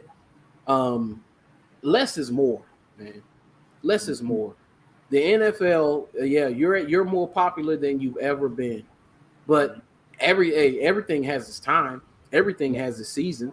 Hey, I just the Kardashians, they had their show for like a decade and a half, and now their ratings are in the trash. Like the generation who like keeping up with them and wanting to watch them, they're like, hey, we moving on to something else. And that can happen to the NFL as well. You can't constantly think that you're just going to have fans, you know, and that's one of the reasons why they're trying to appeal to the younger crowd, because they want to get the next generation involved in the sport. But a bit of advice, stop making everything this grand show. I mean, you don't have to do a show to release the NFL schedule. You don't have to do shows to do this and do that. No, just keep it to what it is. The most important thing about football is the actual football, and let that be the emphasis. And I say the purity of the game is the reason why the game is where it's at right now. You go back to the 70s, go back and the way they did the highlights and the voice over the highlights. It was about the game. It was the big game. It was the Pittsburgh Steelers winning 3 back-to-back Super Bowls. It's the Dallas Cowboys, the Doomsday Defense. It was the game, and I just think that sometimes when you put on a Hollywood show, you know, that's why movies don't last forever. I mean, there's some great ones that's going to last a long time, but once they make the run, they ain't popular no more if you've already seen it. And that's what, you know, it troubles me about this league, because there's going to be a time where you continue the way this league is working right now, it's going to be, it could be 10 years, could be 5 years, could be 15 years from now.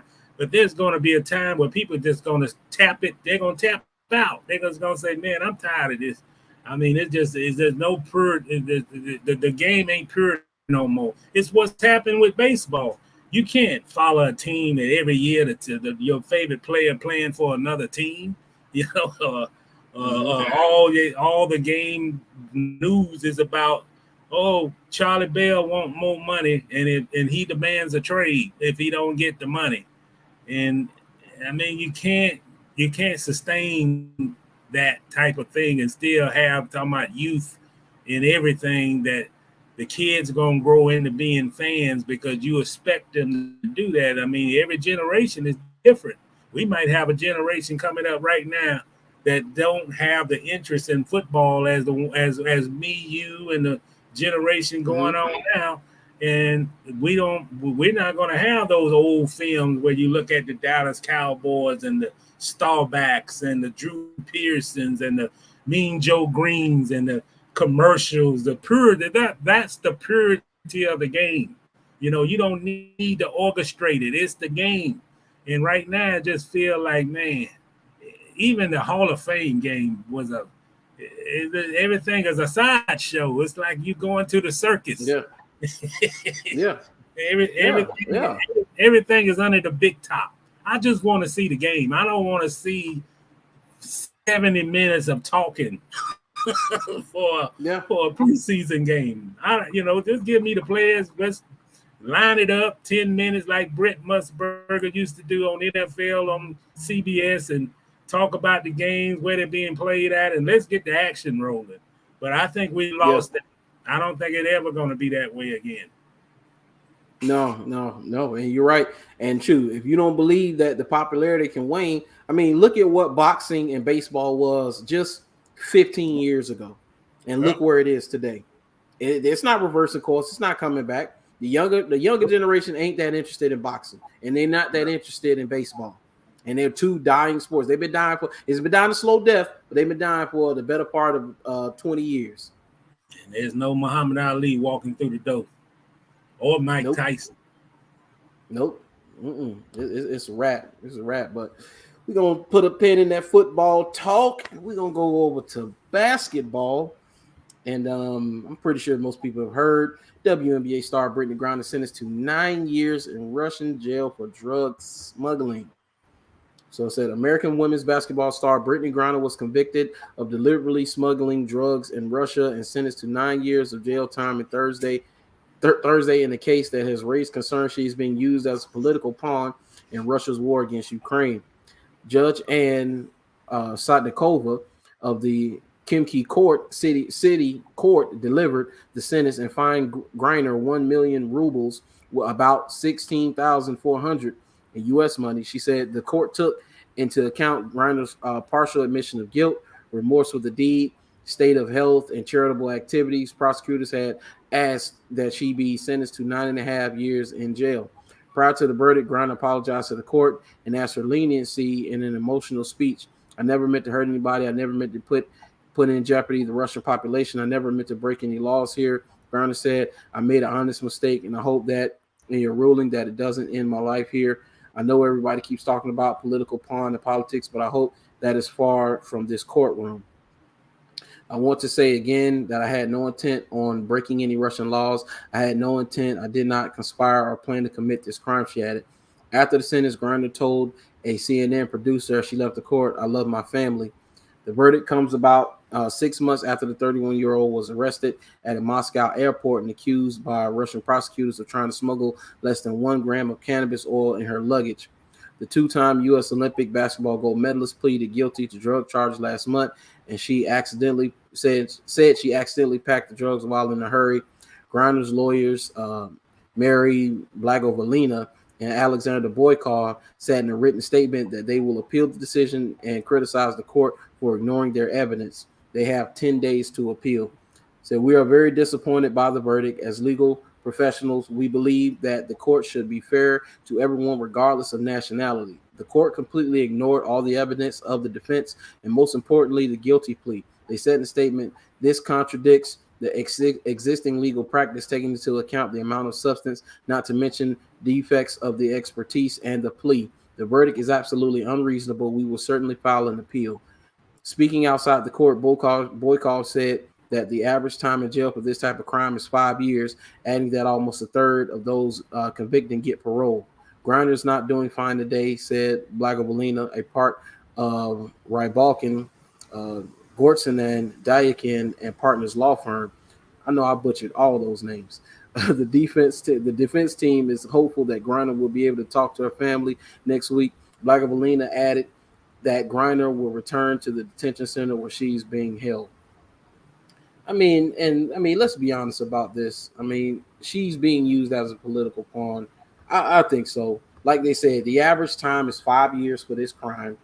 I mean, it was a very small amount, but we all know she's being used as a political pawn. And if what's going on in Ukraine between them and Russia and the sanctions that the U.S. put on Russia, this would have been much ado about nothing. This story would have came and went, and she'd be back here playing basketball. But that's what this is about. Now, my issue in all of this is, the people who want to, blame the NBA and NBA players and saying that, oh, well, she had to go over there and play anyway, and she shouldn't have had to do this. I mean, could we stop that? I mean, let's just stop that. I mean, you have no league if the men who support the league don't support you, because let's be honest, it's men who support women's basketball. Women don't even support women's basketball. So let's just stop that right there. But they're going to file an appeal, but I think she's eventually going to get out because they're going to do the prisoner swap, the exchange. Now, this was my issue. Do you want to trade a terrorist, basically, and Victor Bout, who's called the Merchant of Death, for a basketball player? I was like, man, I don't know, man. I want to see Brittney come home, but I don't know about trading her for that dude, because once he go to Russia, he's gonna be kick his heels up and start his operations up again. There ain't no telling what he's gonna be getting into. And you want to just let him go for a basketball player? I don't know, man. I don't know about that. Yeah, I think they should go back and try to negotiate. But I'm kind of like you, negotiating in exchange a murderer for a basketball player. I really feel, though, she's being treated unfairly. Well, we all know that, but it's just the magnitude. And I don't, is it a crime? I mean, it's oil, cannabis oil. I don't even really know what that means, what it is. But 9 years, I mean, there's people with a bag of cocaine don't get 9 years. And yeah. I don't know. I agree that she's being a pawn for the Russia interests. And I always look at the end game. When you see things like this, I almost feel she's a hostage. And I always look to what is the way this going to conclude? How is this going to conclude? Is she really going to have to serve 9 years? And it's time, it's time for our I think America should really put the message out that right now, if they haven't already, I would advise Americans not even, under no circumstances, go to Russia for any state, And second of all, I think we have to, I think the State Department, the U.S. government has to do a better job of protecting the citizens of this country, man. When I say that, I mean, maybe it should have been a notice to go out that any American that's in Russia should have been long gone out of Russia, maybe even by February or March, definitely before the war or anything about the war started. And those are, you have to be proactive, because I think she's being, I don't think I know. I mean, she's being unfairly treated, and I feel she's a hostage. That's what I feel. I feel that that's what this is, and that it's almost to the point that the United States might just have to. It just seems like they should be more aggressive and try to sit at the table with their embassy or whoever runs the embassy in the United States for Russia to try to come up with something. And I don't necessarily think the answer is, okay, you exchanged a guy that's in jail, a Russian in jail in America who's done 6 times worse things than Brittney Griner, and we're going to do an equal swap. I don't necessarily believe that's the answer, but yeah, it's got to be some. It's got to be something done. I hate to see this young lady sit in prison, don't feel like she's got nowhere to go, but to, all her options appear to be gone. She pleaded for a reason. She took the advice of of the State Department and pleaded. And I don't believe the United States. I don't believe whoever her attorneys. I don't believe any of them expected that she was going to get 9 years. And it's a bad situation, man. I think, Russia right now is not. They're not doing things to where a country should be doing things, and that's from the war. That's from Putin, just general things from Putin that they done gave up on everybody, and they're gonna do it their way, and they don't care if you shout, they don't care if you threaten them, they don't care what you do. We're gonna be Russia, and we're gonna do it our way, and we don't care about the rest of the world. And I feel like, being a history nut that I am, it's the same way Germany acted from 1939 to 1945. They didn't care what the world thought. They just cared about taking over Europe. And we don't care about what you think. We don't care about the repercussions. And if you don't like it, we feel that our weapons is better than yours. And that's just, I don't like history when it repeats that way. Yeah. Let's see. Let me get some of these comments. And they say they're working on the trade because we have one of their criminals that they want in federal prison. We have 2 Americans in prison there, Griner and the dude. They're trying to negotiate on the swap. Heard that today. Yeah, I heard that as well. They said Russian arms smuggler is scheduled for release in a few years from his 25-year bid. So if it's a prisoner swap, he'll get out early. Okay, well, I mean, if he's due to get out, he's coming up on the end of his 25-year bid. I mean, yeah, it is what it is. But, if we weren't in the time we're in right now, what was going on, she'd be out of there, and she has been used as arrested. Probably not, especially for a gram of weed oil, man. Come on with that, man. Yeah. A penalty that usually carry 5 years, and you're going to give her 9 years, and they only gave her 9 years because she's Brittney Griner, Yeah. So, I mean, it is what it is. So, man, but we're going to leave that right there. And we're going to stay in basketball. And we're going to talk about the Slim Reaper, Kevin Durant, Mr. Burner account himself. Oversensitive Durant. Mr. Thin Skin. They say, so Kevin Durant tells Nets owner to trade him or fire Steve Nash. Steve Nash and Sean Marks, the GM. You say in a face-to-face meeting with Brooklyn Nets owner Joe Tsai over the weekend, all NBA star Kevin Durant reiterated his trade request and informed Tsai that he needs to choose between Durant or the pairing of general manager Sean Marks and coach Steve Nash. The sources with direct knowledge of the meeting tell The Athletic. Durant stated that he does not have faith in the team's direction, sources said. Durant and Tsai spoke in London on Saturday, and sources described the discussion as transparent and professional. The meeting took place a year to the day that Durant agreed to a 4-year, $198 million contract extension with the Nets, and barely over a month after the initial trade request on June 30th, he is now entered in the first season of that extension.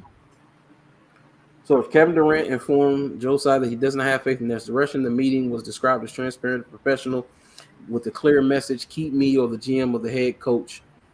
He said the Nets have direct knowledge of the reasons behind Durant's request, sources said, and understand that the 12-time All-Star will continue to be resolute in his stance. Durant is believed to want a change of scenery heading into his 16th season. Across the league, people have wondered whether Kevin Durant could miss training camp. Camp should no trade develop. After being swept by the Boston Celtics in the first round of the Eastern Conference playoffs, the Nets have been surrounded by uncertainty. In mid-May news conference, Marks called for the organization to regain its culture amid the unknown status of Durant, Kyrie Irving, and the Nets were unable to come to terms on the long-term deal. Ultimately, Irving opted into his $36.5 million player option for next year, committing to Brooklyn for 2022-23.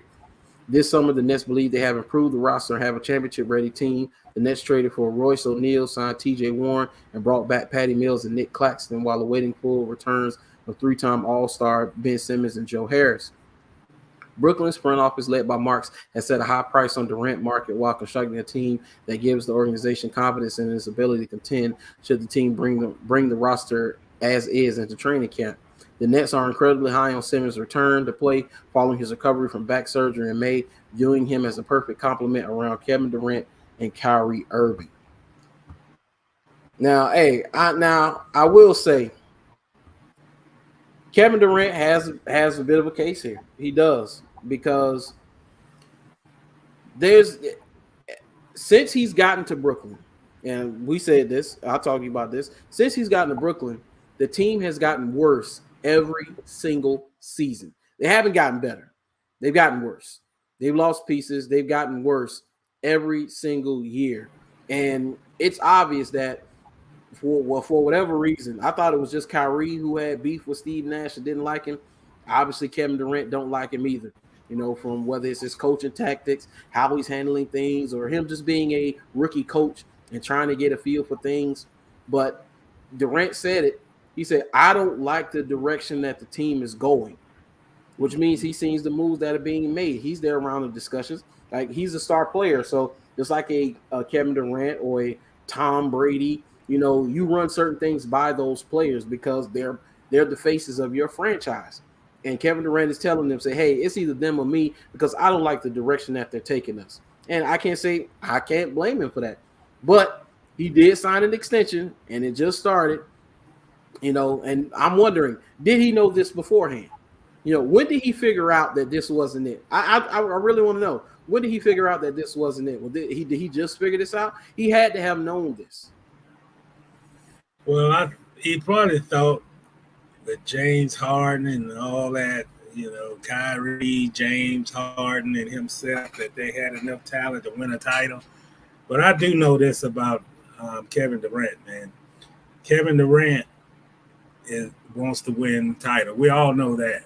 But when the franchise is not moving in the direction, when you see a franchise behind the Warriors, behind the Suns, you know, even behind the teams in their division, like the 76ers, you know, it gives him, where are we going? What direction are we going? Because he feels that you know, he's not playing to be the fifth best team in the league.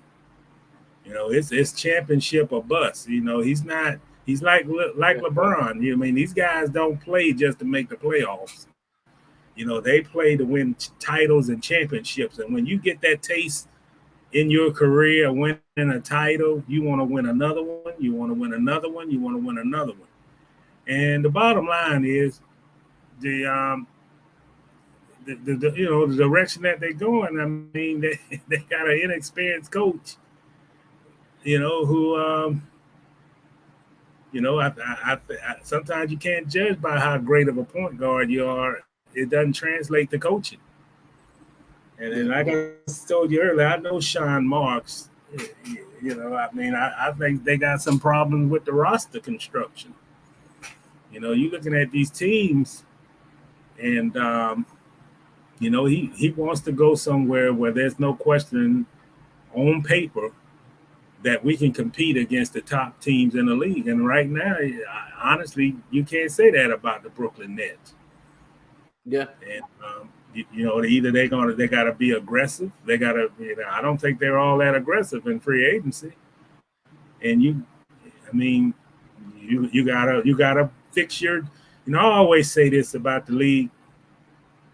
You have to build your roster to beat the teams in your division, beat the top team in the East, and beat the best. If you come out of the East, you got to beat the Warriors. You got to beat the Suns now. The Lakers. I mean, you have to beat those teams. And he's, yeah, in the West, and he's just like us. I can't look on paper and generally say the Nets got enough talent to knock off the Warriors, knock off the Suns. I mean, I can't say that. I don't think they're strong enough to beat the Bucks. Yeah, they're not strong enough to beat the Celtics right now. Yeah, the Celtics. Yeah, they're not. Yeah, I'm not confident in anything. And where is this? Is this misplaced confidence? Where's this confidence in Ben Simmons coming from? I mean, that's the biggest variable on your team. At least with Durant, you know what you're going to get. With Kyrie Irving, you know what you're going to get. You know, Dr. Sebi with the layup package, you know what you're going to get from Uncle Drew. You know, but Ben Simmons, man, you don't know what you're going to get. Man, he might have a mental breakdown and say, you know, he taking a hiatus or something. Man, you don't know. But that's probably one of the reasons why he don't like the direction of the team, because you invested in a player that you have no idea. He hadn't shown it. He hadn't proven it. He hadn't shown anything over the last few seasons that he's reliable.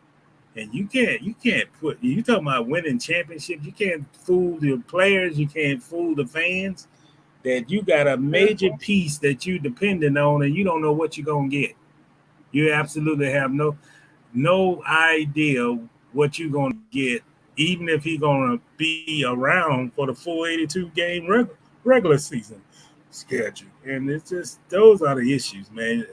Roster construction is a big part of championship winning. And if you got holes in your roster and you got a guy like Kevin Durant, he don't want to wait to win big. You know, he doesn't want to wait 3 years for Sean Marks to build a roster that can compete with the Celtics. He don't want to do that. Hey, can you confidently say that the Nets would beat the Memphis Grizzlies in the 7-game series right now? No, I can't say that confidently. I can't. Yeah. And it's the Memphis Grizzlies. And another thing you can do, and I do it a lot, where would you think the Brooklyn Nets, if they went to the West, I think overall the West is stronger than the East. Where do you think they'll fall at if they were in the West? Dude, they probably 6, 7, 8 range, somewhere up in there. Yeah, that's they're not cracking the top 5. Yeah, they wouldn't. They wouldn't even get in the top 5, and that's why he crying out. He knows it. The one thing I say about Kevin Durant, you know, he is a little he's a sensitive star and all that burn up the accounts. But one thing about him is his basketball IQ is one of the tops in the league, you know. And the guy put in the work to be what he is today. But he ain't. He know reality, and he knows that this is probably, you know, I don't even think they're a top 10 team. If you put all of the East and the West together, I don't think they're among the top 10 teams in the league. Wow, yeah. Look, Kassan say Nets are 6 to 12 range in the West. Yeah. Yeah. They damn near in the play-in if you put them in the West. Yeah. And that's what he sees. He don't want to waste 3 more years or 2 more seasons or whatever it is. And they, you know, will get a 43-win season and then get out and bail out and lose in the second round. Because that's where they hit it. Yeah. And you got a rookie coach, and you also got an inexperienced general manager in Sean Marks that's trying to make changes on this roster. But it is what it is, man. You got to – I don't think he's going to be there, to be honest. I just don't think that's a fit. I think he's gone. I think he's going to continue to demand to be gone. And I just think that's a volatile situation. And it might be a point where they just start over. Start over, trade your superstar, get as much as you can get for him, and just cut the loss. Let him go where you want to go at, and build and rebuild. Because I think that's where it's getting. To me, that's where it's headed at. He's not going to change his mind. You're not going to sit him in an office and soothe it over and tell him about all this optimistic and we're going to get this, we're going to add this piece and we're going to do that. I don't think that's going to change the fact that he knows it's going to be a process for them to be back. Be back. They're not even been one, be a contender. It's going to take time, and you don't want to be there around for that taking time. Yeah, because currently constructed, they're going to score. You're not going to be able to stop them from scoring. They're going to be able to put up points. The problem is they'll put up 140, but then they'll give up 142. Yep. And that's their issue. Too inconsistent. You know, they play great one night, the next night they lose by 20. You know, that is no consistency. And to be honest, and you may disagree, they lack leadership. Shit, they don't have enough leadership. Yeah. Bottom line. And I don't know if I would say so.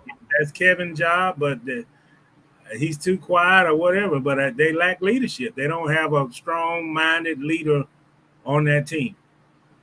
Yeah, because I mean, the only one you think of is Kevin. But outside of Kevin, who is there? Because Kyrie is an individual.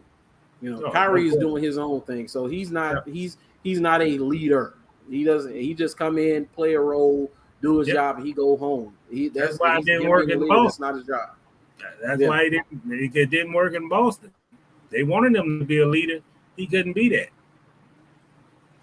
So they got a lot of problems, man. There's no question about it. I just don't see them being a championship contender team. I think they're a playoff team. I don't think they're a championship team. And if they're not a championship team, they're not a fit for Kevin Durant. He don't want to be there. Yeah, absolutely. So I miss y'all comment, guys. I'll get your comments. He said the merchant of death. What else should be said? Yeah, that Victor Bout, who they want to trade Brittney Griner for, that's his nickname, the merchant of death. Yeah, what else need to be said about that? Yeah. And Kassan saying she's been playing ball over there for the last 8 years. They know who she is, and teams and leagues has no pull to get her out. I say she just got called up this time after other times they let her go. Yeah, because I said that from the beginning that wasn't the first time she's done that. She was comfortable enough to do that. That wasn't her first time doing that. She probably did that on a regular basis, and she just happened to do it at a time where, she got caught and they were like, they wanted to throw the book at her. Yes, it is what it is. So, man, we're gonna move on there. We're gonna get into a little bit of golf, and we've been talking about live golf, and of course, Charles Barkley decided not to join. But what he did was, and it's very smart, he leveraged whatever they were talking about giving him. He leveraged that against TNT. He's like, hey, TNT, listen, live golf is ready. Live is ready to give me X, Y, and Z. What y'all got? And TNT had to come up out them pockets. Yeah. Yeah. So, but smart on his part. That's why we live in America. So he negotiated his own deal. Competition is tough, man. Yeah. It's a Tiger Woods does not approve of Saudi-backed golf league and turned down $700 to $800 million to prove it. Say the controversial multi-million-dollar live golf series backed by Saudi government suffered another serious blow as it looks like no amount of money will be able to sway the sport's most high-profile figure. Tiger Woods, the American golfer, tied for the most PGA Tour wins ever, who was officially designated as the golf's most popular player earlier this year, has never been a fan of Saudi-sponsored tour that is set to rival the American PGA, and not even a massive payout could change his mind. Woods reportedly rejected an offer of $700 to $800 million to play in the LIV Series, a fact seemingly confirmed this week by LIV CEO Greg Norman during an interview with Fox News' Tucker Carlson. When asked by Carlson whether the reported figures offered to Woods were accurate, Norman replied that the number was out there before I became CEO and that the offer was somewhere in that neighborhood, adding that LIV had approached Woods before he was put in charge of the group last year. Tiger is a needle mover, Norman said. Of course, you got to look at the best of the best. Last month, Woods openly discussed his reservations and disapproval of the LIV Series at the 2022 Open Championship in Scotland, saying that some players had turned their backs on the PGA that had made them famous. I just don't understand it, Woods said, referring to the number of high-profile players. Hold on, I almost lost my spot. High-profile players who had accepted large paid packages up front to appear in the LIV leagues. What these players are doing for guaranteed money, what is the incentive to practice? What is the incentive to go out there and earn it in the dirt? You're just getting paid a lot of money up front and playing a few events and playing 54 holes. They're playing blaring music and have all these atmosphere that are different, he said. And, this is very interesting. He turned this down. But like you said, they throw some more money on this pot. Let's say they get this too. The next they offer is over $1 billion. Is he going to turn down over $1 billion? I'm hard pressed to believe that. Put another zero on it, and I'm pretty sure that he'll start talking. He'll at least have a conversation instead of being this staunch. Oh, this Saudi back stuff. I hate this, and you turn your back on this. Well, what about 1.2 billion, Tiger? Well, you didn't say that, man. You should have started with that. You didn't say that at first. Let's talk. He's gonna see how successful they are over a year, maybe 2 years. They keep offering that money. Who knows? He might change his mind. But you know what? If you get in the billions, as a businessman that he is, I don't see him turning down $1.2 billion. Yeah. Especially at the end of, he's at the end of his career, and man, who knows what may happen, but Live Golf, they got deep pockets. They're going to continue to have deep pockets. And who knows where this is going to be heading. I mean, we talked about it a couple of weeks ago that they have deep enough pockets that they can venture in other sports too. Yeah. Yeah. So there's no telling what Liv has planned and what they're looking into, and because they have the money. The money is not an issue for them. They have the money, and Tiger sounds like an old man. He does. The atmosphere, and they got that blaring music. Only thing he didn't say in that statement was "Get off my lawn." But everybody mind change. Sometimes people talk negative, but they looking at it, and I see this, Brandon. I see Tiger Woods. He's looking at it, seeing how it continues on, if it's going to be successful, which is, 9 times out of 10, this is going to last. And I think he's paying attention, but he doesn't want anybody to know it. He doesn't want to lose some of the advertisers that he already affiliated with, aligned with. But I just feel this Live Golf is not going anywhere. I know they got some protesters. I think they had a tournament in New York, not far from New York City, and they had some 9/11 protesters and that kind of thing. But staying power is money. If you got money, you can stay in it. And when you got pockets as deep as theirs, the longevity is like 2 to 3 wins. I like to see if Tiger Woods is offered even that amount, 700, 800 million, 3 years from now, will he turn it down? I believe this is a golf league that will pay him that type of money, even if he's retired, just to have his name affiliation to this golf league. And in the world going to turn down $800 million when he's after retirement? I don't even think Tiger Woods would do that. And we all know Tiger is not Tiger. Tiger may not never be Tiger again because of all the ailments back and so forth. But I really feel Live Golf got staying power. And this is not like a 1-year wonder. And I think they're going to continue to grab up these PGA golfers. I think they're going to continue putting pressure on the PGA Tour. And I think they're going to continue to build up advertisement and have different things where they're getting income money coming in. And I personally think it's not going anywhere.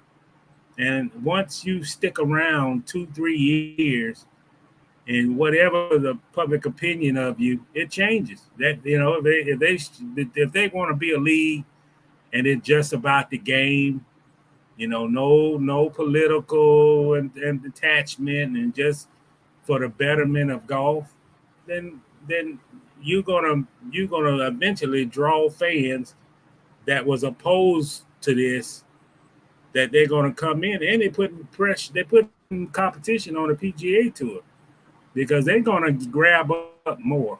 There's no doubt about that. And the big fish the big fish is Tiger Woods. They want him, and I don't see Tiger Woods playing in a whole lot of golf tournaments right now. But I tell you what, 700, 800 million, and you play in 2 or 3 of these events, that might be better for Tiger. Yeah. I mean, yeah, because let's face it, he's a shell of himself. I mean, he's having trouble walking the course. Not just hitting the ball. He's having trouble walking the course and walking the terrain, going up and down hills. He's having a hard time just even doing that. So to get this type of money on the back end of his career, yeah, it's only going to like let's see what he's talking about this time next year. Yeah. And if this offer's on the table and they're still going to want it. Because like you said, they'll offer him this just to have his name associated with him. Because like Greg Norman said it, Tiger is a needle mover. Yep. So just for him to be involved, hey, you see the Nike swoosh and all of that, hey, put Live on that. And hey, they'll want that right there. Just have him out there in Live gear. That's what they want. Yep. Getting Tiger Woods bring credibility. You can't get that credibility anywhere else but to get him signed in with this Live Golf. And they're not going to stop. They're not going to stop trying to sign him and get him attached to their golf tour. And I don't know where this going to be honest. Shoot, they got pockets like the NFL. So I don't think this is not going to be the USFL or something like that where, we don't know what their future is or can they sustain financially. That's not a problem with the Live Golf. We know that already. Right.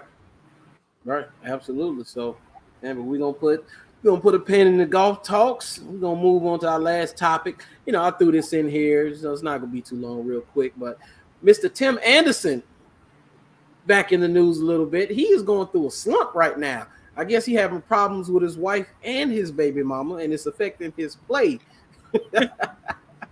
My man. Yeah, White Sox Tim Anderson, pregnant side chick Deja Lene, tattoos his jersey number on her chest. So they say things are getting messy. Tim Anderson's alleged pregnant side piece named Deja Lene has gone to the extreme and gotten a tattoo of his jersey number 7 on her chest. They say Anderson, a married man with 2 children, has some awkward side action made public on the internet. The White Sox star is allegedly the father of social media influencer Deja Lene's unborn child. The news broke when Anderson suffers from a strained right groin injury that took to the All-Star to the 10-day injury reserve list during what began as a great start to a season. So his struggles have come due to supposedly his injury. So they say Lane posted the star baseball player to her IG story. She had the caption, "Baby father with the black heart." The woman in question called out Tim during All-Star weekend. She wasn't too pleased that Tim showed up with his wife. Now we're learning she's still smitten with Tim, or at least his number. Not only does she have a tattoo of Tim's number 7 between her chest, she also is naming the baby after his baseball number. This also happens to be Tim Anderson's Instagram handle.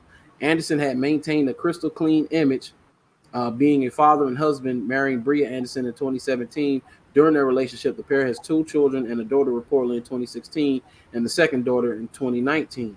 The whole drama will likely break up his marriage to Bria Anderson, but here's the thing: he is never going to be with Deja. Someone needs to tell her this isn't the flex she think it is. Having a married man's name tattooed on your chest is like wearing a hat saying, "I have herpes." It is not nothing to be proud of. For now, Anderson's wife, Bria, is sticking by him. Lene is adding insult to injury by saying she plans on naming the baby 7, a cute name, but utterly embarrassing for her. I mean, this is when I saw this. I was like, Tim. Okay, so and that okay, there's she's pregnant and she got the 7 right there in between the chest.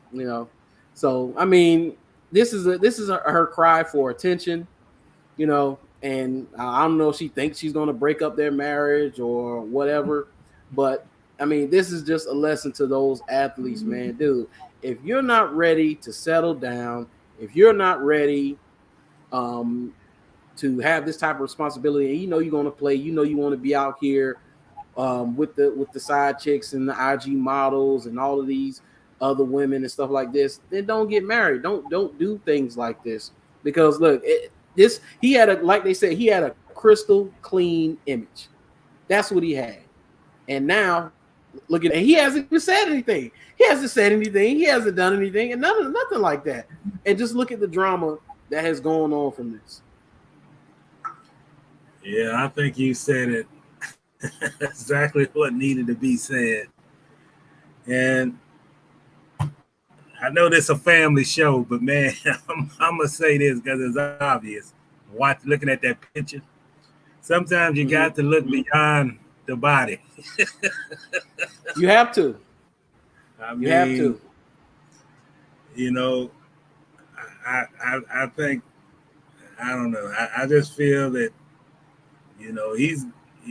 he's gonna have a whole lot of problems here for a long, long time. And yeah, you hit it on the nail though, man. When you settle and when you make a decision to marry, if you're not ready, then either get out of it or you can't escape that box, man. Yeah. And like you said, he had a squeaky clean image, and it's all going down the toilet. We talk more about what's going on in his personal life now than we do about how many hits he's getting and how many doubles or triples he's making. And your image is everything. I mean, to be honest, you can't get endorsements if you don't have a good image. And I just think he's got one problem after the next. And in a game like baseball, if you don't have your full attention on the game, you will see your batting average drop down. You will see fielding percentage drop down. So it is a game where you got to have full attention. And the amount of games they play, you can't have distractions. And he got a major distraction. She's not going nowhere. No, she's not. No, so. I mean, that's Tim. Hopefully he figures it out. Hopefully he can get healthy and get off the DL and get back to baseball and focus. But men complicate their own lives, and then they'll complain about it and justify why they complicated their lives. It's amazing to me. I'm sure he's complicated his life, and he probably is justifying why he's complicated his life. And he's probably getting it from both sides, because now he has to have some type of contact with her, because until he finds out, which I would get a DNA test, sir, I wouldn't believe anything come out of her mouth. I need a DNA test to say that that's my baby. That's first and foremost. Hey, she got a problem with that, cry to somebody else. Don't care. But I need a DNA test. And so he's getting it from his wife, and now he's getting it from her. I say this, man. Barroom talk is a little different than everyday talk. Yeah. Well, sometimes things can sound good at the bar, but Lord knows, you get Tuesday 1:30 in the afternoon, and you can't pick her up, or you can't. I need a ride. I need this, and you're a no show. The barroom talk turned into. Man, I didn't know she was like that. Right. And looking at those pictures of her, I understand. I don't condone his behavior, but Tim, I understand. She's a gorgeous girl. So it is what it is. So Kasai say he not on full circle attention, averages start to slip. Don't get hurt, rehab assignment. He be shipped down to the AAA so fast. Yeah, that's how it goes. You don't got that. He'd be playing against the jumbo shrimp. He'd be at Financial One Park. Yeah, that's where he'd be at. He'd be located in Durham where nobody. Yeah, nobody know where he at. Yeah, hey, he'll be playing against the Savannah. Yeah, he'll be playing against the Savannah Sandgnats, or it's one they call either the one called the Biscuits or the Sweet Biscuits. It's a minor league team called the Sweet Biscuits. The chicken biscuits in somewhere in North Carolina. He go from first class flights to, man, let's get a chicken box and get on the bus.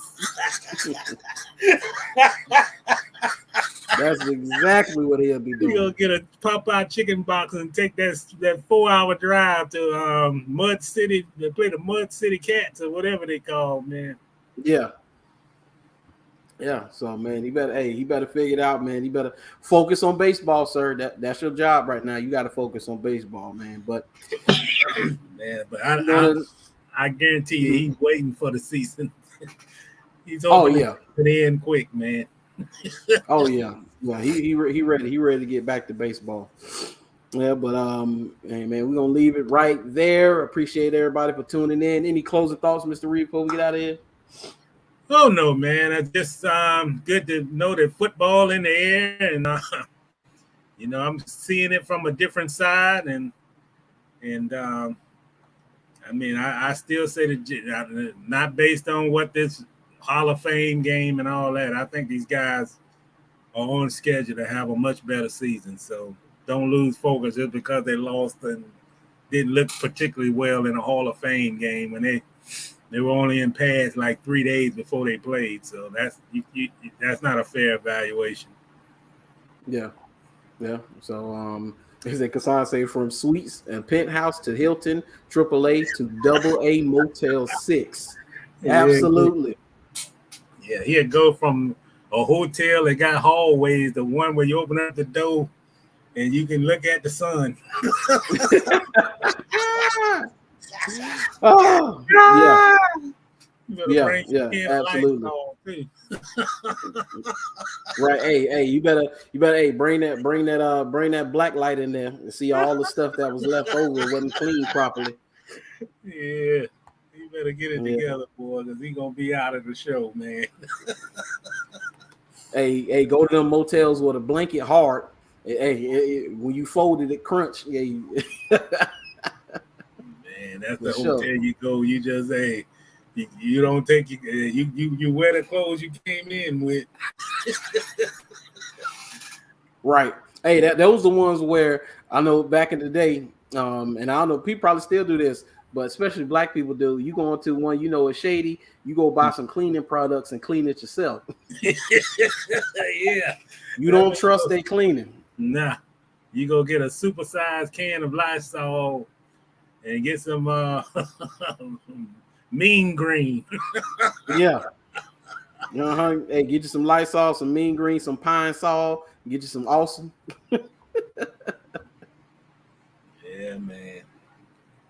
Yeah, man. Well, appreciate you guys for tuning in. Make sure you like, share, and subscribe. Follow me on all my social medias. You can follow Mr. Reid on Twitter, John Reid. And we will be back next week with another video, another live stream. And I will be back with more videos. I know the Cleveland game is that's Friday, right? Yeah, Friday. So Friday, so we'll be checking out that Cleveland game. And once again, appreciate you guys tuning in. But until next time, we are out of here. Peace out, y'all.